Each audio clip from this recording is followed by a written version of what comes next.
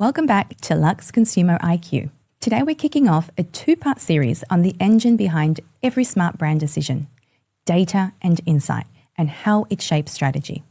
By the end of this episode, you'll understand why you can no longer ignore data in your role and how it strengthens your influence with leadership and how much of it is already at your fingertips and why it's not as overwhelming as it seems.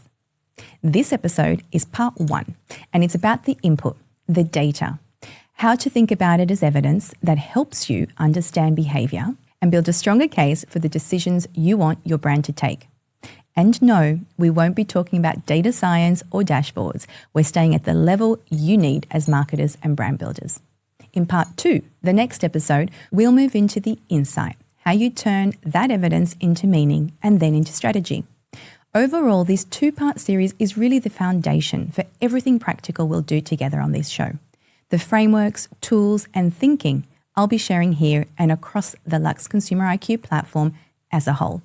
Now, if you've been with us so far, you'll know everything we do here comes back to the link between understanding the consumer and taking better action. From Teresa Austin in episode 1 on creating desire in the digital channel from Insight LVMH to Dr. Maman Lorifi in episode 2 on luxury strategy as it's taught today in Paris's Grande Écoles. Essentially, we've been looking at how the luxury business works from the inside.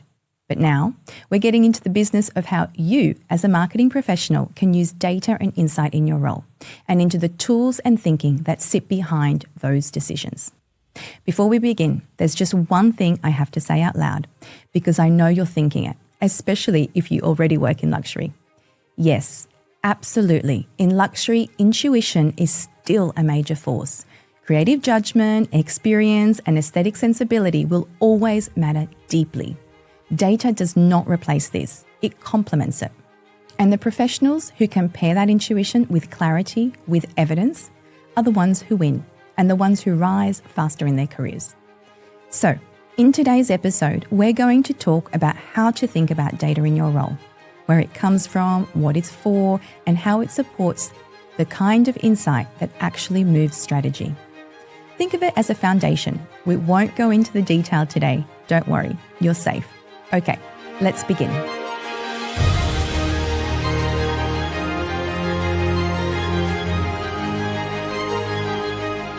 So when people hear data, they think A/B testing, econometrics, modelling, and the things luxury usually likes to avoid.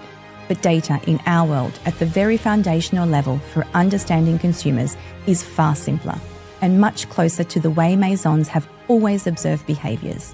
What am I talking about? Well, data here is things like what sells out first versus what quietly sits on shelves, repeat behaviour, early shifts in format preferences, what private clients are gravitating towards, and what store teams are telling you over and over again, and so on. This is behavioural evidence, and behavioural evidence has always been the modern expression of consumer observation.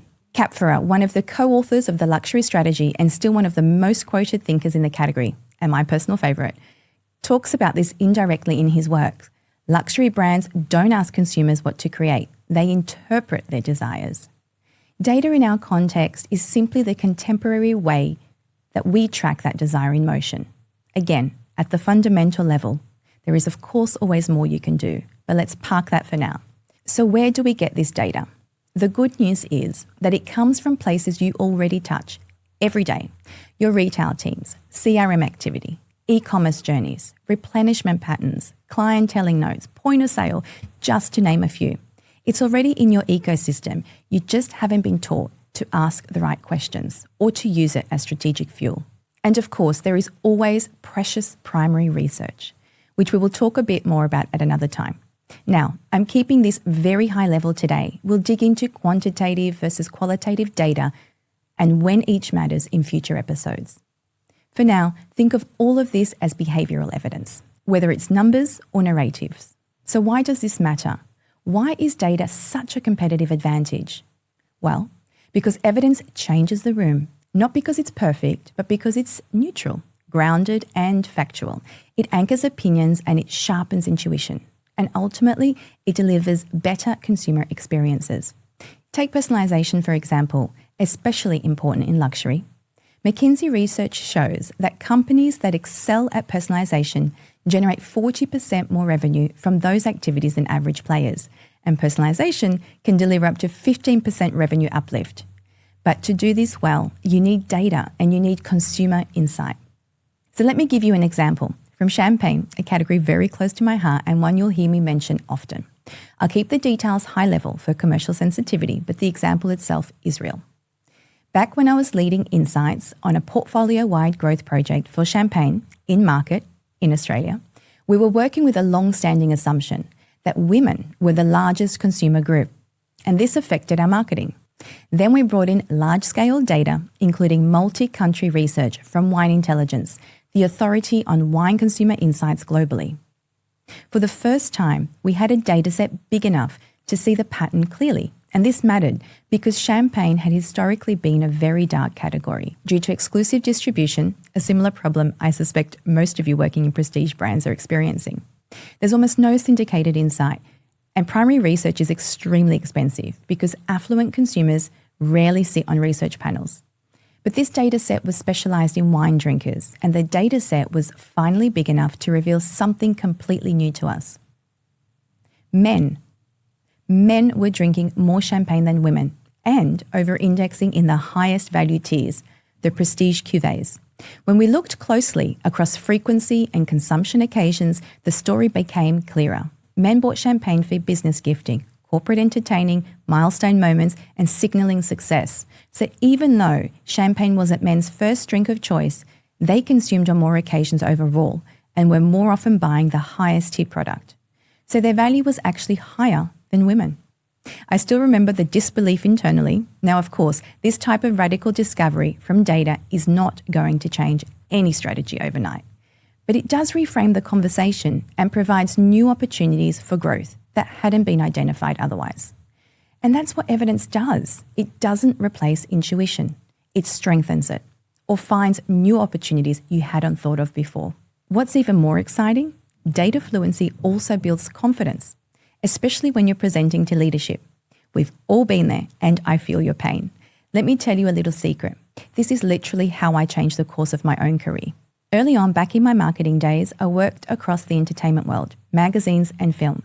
These industries rely heavily on understanding human drivers, emotion, identity, aspiration, and even escape, like luxury. Think about how much you feel when you watch a good film, how it shifts your mood entirely, or how you feel when you read a good lifestyle magazine and come across an article that inspires you.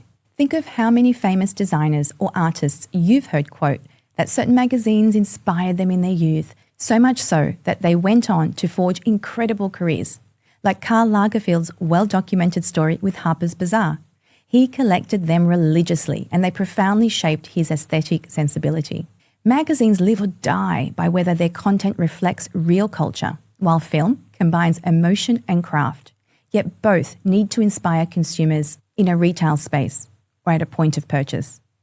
I learned very quickly as I was building my own marketing plans that I needed proof to convince leadership that my ideas would work.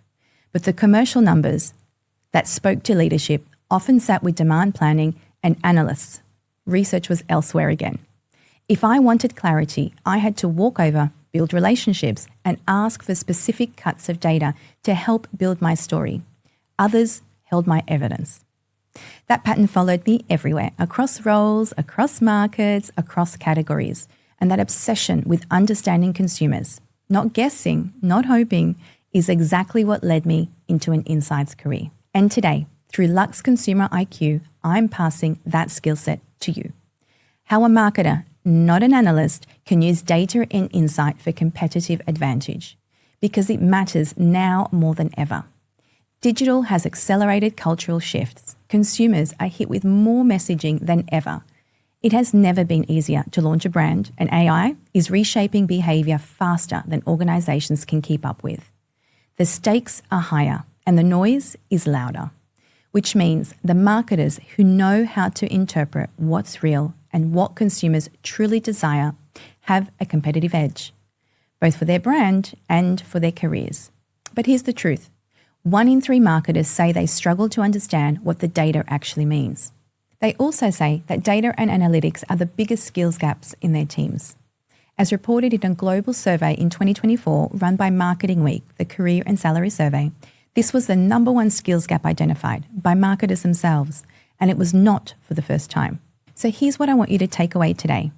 Luxury has always relied on intuition. Yes, the kind built from years of experience, craft and observation, but the world is moving faster. Culture is shifting, desire is evolving, and data, the right kind of data, gives you a neutral anchor, a way to cut through the noise, and a way to support your instinct with clarity. Don't think about data as spreadsheets or dashboards, and do not let it overwhelm you. Think about it as evidence of desire, evidence of behaviour, evidence of how your consumer signals what matters, even when they can't articulate it. That's it for this episode. I hope this gave you a new lens how data works in our world, why it matters, and why you can't keep ignoring it. This skill is crucial for strategic advantage in today's world, both for your brand and for your career. In part 2, we take the next step, how to turn that evidence into meaning, how to build a story leadership can buy into, and how insight becomes impact. If you enjoyed this and want to go even deeper, you can sign up to our newsletter, The Insight Atelier. Here we share more frameworks, practical application, and the tools that help you grow. Subscribe at our website, luxconsumeriq.com/newsletter. I'll see you in the next episode.